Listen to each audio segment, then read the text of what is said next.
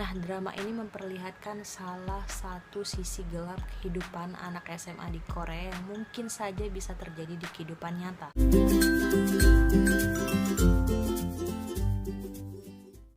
Hai semua, selamat datang kembali di channel Bainuna bersama aku Tika. Nah, di video kali ini aku akan ngebahas K-drama atau Korean drama nih teman-teman. Jadi video ini bisa termasuk spoiler. Buat teman-teman yang gak suka spoiler, boleh di skip video ini. Tapi kalau kalian penasaran, gak ada salahnya untuk tonton video ini sampai habis ya. Nah, Korean drama yang bakal aku bahas kali ini mungkin akan menceritakan atau memberitahu kita gambaran tentang sisi gelap anak SMA di Korea. Apa sih judulnya? Judulnya adalah ekstrakurikuler atau ingansul. So, langsung aja. 너 그러다 죽어. Drama Korea berjumlah 10 episode ini tayang di Netflix dan disutradarai oleh Kim Ji-min. Lalu drama ini dibintangi oleh Kim Dong-hee sebagai Jisoo yang sudah pernah kita lihat aktingnya di drama sebelumnya, yaitu ada Sky Castle dan Itaewon Class.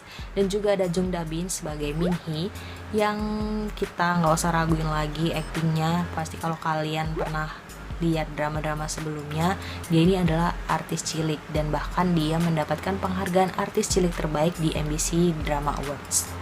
Lalu ada Park Ju Hyun sebagai Kyuri yang baru banget debut di drama A Piece of Your Mind bersama Jong Hae In. Lalu ada Nam Yeon Soo sebagai Kwak Gi-tae, wajah baru yang patut kita tunggu aktingnya selanjutnya kayak gimana nih. Drama ini menceritakan kehidupan anak SMA dan sisi gelap kehidupan mereka.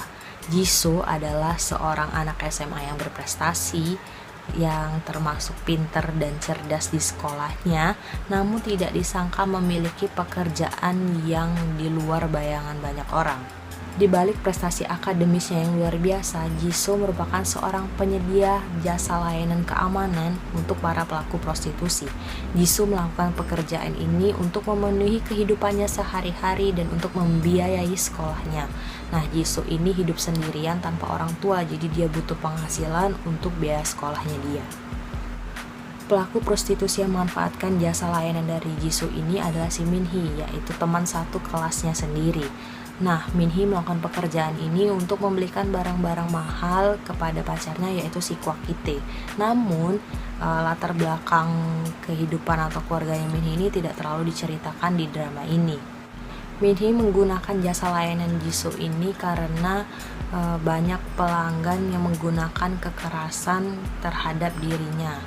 Jadi, ketika Min-hee sedang menghadapi pelanggan yang melakukan kekerasan ini, dia langsung memencet gelang yang diberikan dari Jisoo itu, dan nanti ada asistennya si Jisoo yaitu Lee Wong Chol yang diperankan oleh Chon Min So untuk menyelamatkan si Min-hee ini.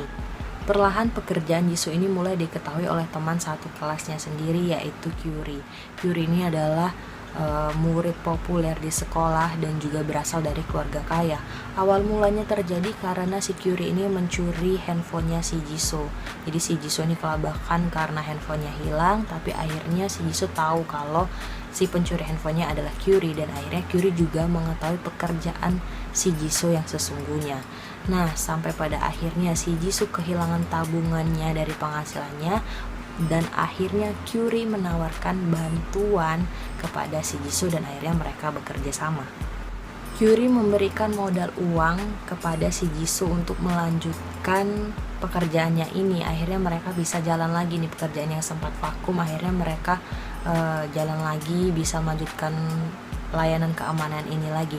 Namun perlahan pekerjaan mereka ini diganggu oleh gangster. Nah, gangster ini bisa dibilang juga mungkin saingannya si Jisoo ya. Jadi kebetulan si gangster ini mengetahui bahwa si istri si gangster ini menggunakan jasa layanan dari si Jisoo ini, dan akhirnya ketahuan dan akhirnya pekerjaan mereka terancam dan hancur berantakan. Nah, dengan jumlah 10 episode sebenarnya udah cukup, tapi masih aja membingungkan nih teman-teman. Karena seperti biasa serial di Netflix itu pasti bersambung atau ada lanjutannya. Jadi aku yakin banget ini dengan ending yang belum begitu jelas di ekstrakurikuler ini pasti bakal ada season 2 seperti layaknya Kingdom yang pernah tayang di Netflix juga. Nah, secara garis besar cerita soal drama ekstrakurikuler ini seperti yang sudah aku jelaskan tadi. Nah, drama ini memperlihatkan salah satu sisi gelap kehidupan anak SMA di Korea yang mungkin saja bisa terjadi di kehidupan nyata. Adanya pembulian, kehidupan seorang anak yang keluarganya berantakan, lalu ada prostitusi di bawah umur, dan juga ada hubungan relationship yang tidak sehat antar anak SMA ini. Minhee misalnya memilih pekerjaan sebagai pelaku prostitusi ini hanya untuk memuaskan pacarnya, dalam artian bahwa dia harus memberikan barang-barang mahal untuk pacarnya, karena di sini terlihat bahwa ketika Minhee memberikan barang murah seperti topi murah kepada si Kwak Gi Tae ini, Kwak Gi Tae menolak dan tidak mau menerima pemberian dari Minhee ini karena Minhee kekurangan penghasilan. Dia stop atau vakum karena trauma dia yang pernah menerima perlakuan kekerasan dari klien dia sendiri. Nah, di sini diperlihatkan bahwa hubungan pacaran mereka ini sudah tidak sehat. Berarti kalau kita bisa bilang bahwa si Kwak Gi Tae ini juga menyukai Minhee bukan karena cuma suka, tapi juga suka sama materinya si Minhee ini. Ya, walaupun si Kwak Gi Tae ini juga marah kepada Jisoo karena Kwak Gi Tae akhirnya mengetahui bahwa Jisoo termasuk menjual si Minhee ini.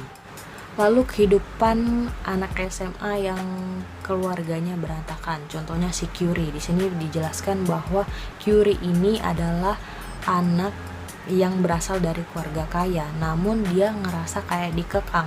Jadi dia tidak bisa melakukan apa pun yang dia inginkan. Jadi orang tuanya itu hanya menginginkan dia untuk belajar sehingga dia bisa mewariskan usaha dari keluarganya ini. Nah, di sini si Kyuri merasa tertekan, akhirnya dia beberapa kali mencoba untuk melakukan bunuh diri tapi tidak berhasil, dan akhirnya dia memutuskan untuk membantu si Jisoo ini karena dia merasakan adanya kenyamanan ketika dia melakukan pekerjaan ini dan dia bisa melakukan sesuai dengan apa yang dia inginkan, walaupun pilihan dia ini tentunya salah dan tidak seharusnya dilakukan oleh anak pada seusia mereka.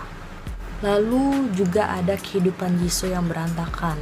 Kedua orang tuanya berpisah dan akhirnya Jisoo tinggal sendirian dan harus membiayai kehidupannya sendiri di usianya yang masih muda seperti itu. Dia harus bekerja dan sekolah dan membiayai sekolahnya sendiri.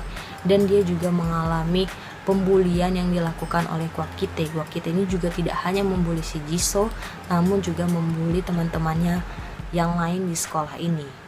Nah, ini merupakan gambaran sisi gelap kehidupan anak SMA di Korea yang mungkin saja bisa terjadi di kehidupan nyata. Untuk informasi aja nih teman-teman, waktu belajar di Korea itu dari jam 8 pagi sampai dengan jam 10 malam. Bisa dibayangkan dari jam segitu kita belajar terus, apakah ini karena persaingan yang ketat? Kita juga nggak tahu. Dan untuk informasi tambahan juga bahwa Korea memasuki peringkat tertinggi untuk level stres anak remaja di usia 11 sampai 15 tahun. Nah, mungkin ini yang menjadi alasan mereka dapat melakukan hal-hal itu.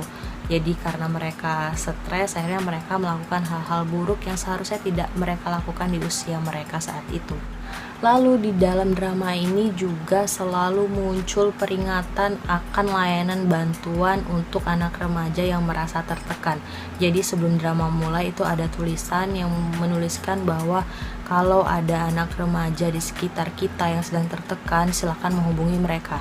Nah, mungkin ini adalah layanan untuk menghindari anak remaja yang bisa dibilang mungkin anak SMA ini untuk melakukan hal-hal buruk seperti bunuh diri atau hal-hal buruk lainnya.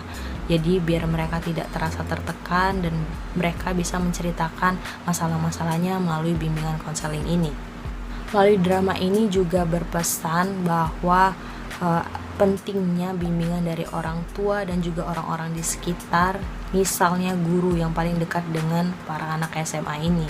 pentingnya peranan orang tua dalam membimbing anaknya untuk menggapai cita-cita anaknya, menggapai apa yang diinginkan anaknya, tentunya melalui jalan yang benar. Jadi di sini dikasih tahu pesannya bahwa orang tua di sini harus banget membimbing anaknya, jangan terlalu menekan anaknya. Nah, kurang lebih cerita dari drama ekstrakurikuler ini seperti itu. Drama ini bagus banget ditonton karena ceritanya berbeda dari drama seperti biasanya. Banyak banget pesan-pesan yang bisa kita pelajari melalui drama ini. Jadi buat kalian yang mau nonton drama ini, langsung aja tonton tanpa mikir panjang lagi karena ini dramanya emang bagus banget. Nah, drama ini juga bisa menjadi referensi kita tentang kehidupan anak SMA di Korea yang mungkin bisa saja terjadi di kehidupan nyata karena kita tidak tahu kejadiannya sebenarnya seperti apa ya. Mungkin juga di Indonesia ada kejadian seperti ini tapi kita tidak mengetahuinya. So, buat kalian yang suka sama video ini, jangan lupa di like videonya, di share ke teman-teman kalian semua yang belum pernah nonton drama ini, yang penasaran sama drama ini, jadi boleh di share video ini ke teman-teman kalian semua. Dan buat kalian yang udah nonton sama drama ini, jangan lupa share pendapat kalian soal drama ini di kolom komentar ya. Dan yang terakhir, jangan lupa untuk subscribe channel ini buat dukung aku biar aku makin semangat untuk bikin konten-konten menariknya tentang Korea pastinya. So, jadi gimana, tertarik untuk nonton drama ekstrakurikuler? Kalau tertarik, langsung aja cus nonton drama ekstrakurikuler ini. Nah, segini dulu video kali ini dan sampai jumpa di video selanjutnya. Annyeong!